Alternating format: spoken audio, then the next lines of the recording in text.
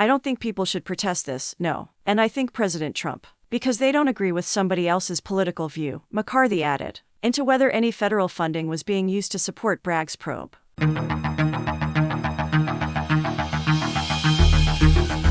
Orlando, Florida, House Speaker Kevin McCarthy urged calm Sunday and said Americans should not protest if former President Donald Trump is indicted and arrested in a hush-money investigation in New York, contradicting Trump, who called on his supporters said at a protest, "Take our nation back. I don't think people should protest this, no. And I think President Trump. If you talk to him, he doesn't believe that, either," McCarthy, R-Caliph, said in response to a question from BNC News during House Republicans' retreat in Orlando. He said later, "Nobody should harm one another. We want calmness out there." But during the same news conference, McCarthy gave a full-throated defense of Trump, dismissing New York County District Attorney Alvin Bragg's investigation as politically motivated and saying he's uninterested in cracking down on rising crime in New York City. "Lawyer after lawyer will tell you this is the weakest case out there, trying to make a misdemeanor a felony," said McCarthy, flanked by members of his leadership team in an outdoor courtyard at the JW Marriott Orlando, Grand Lakes. "The last thing we want is somebody putting their thumb on the scale of justice simply because they don't agree with somebody else's political view," McCarthy added.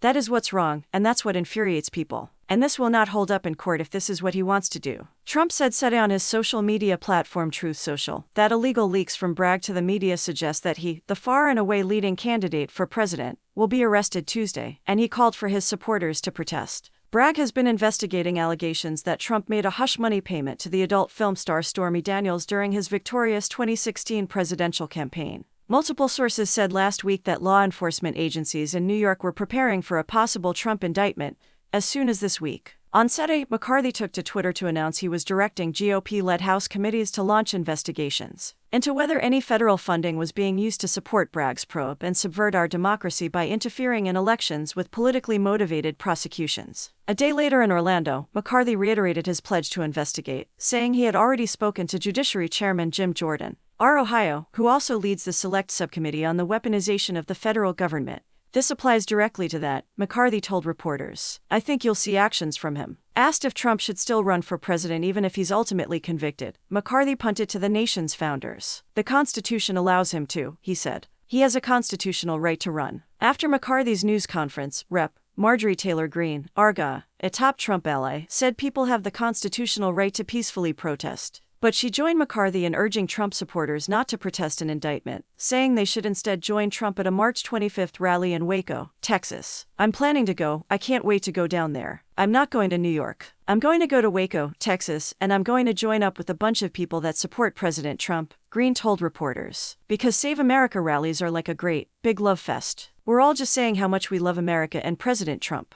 I don't need to protest."